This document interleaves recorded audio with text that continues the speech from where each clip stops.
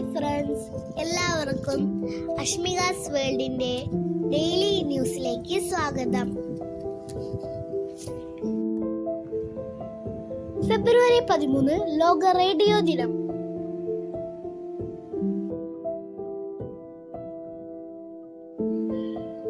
ഭിന്നശേഷിക്കാർക്കായുള്ള സംസ്ഥാനത്തെ ആദ്യ community radio care FM 89.6. രാജ്യത്ത് കുറഞ്ഞത് 15 വർഷം തുടർച്ചയായി താമസിക്കുന്നവർക്ക് പൗരത്വത്തിനായി അപേക്ഷ സമർപ്പിക്കാനാവൂ എന്ന വ്യവസ്ഥ പൗരത്വ നിയമത്തിൽ കൂട്ടിച്ചേർത്ത രാജ്യം ഒമാൻ.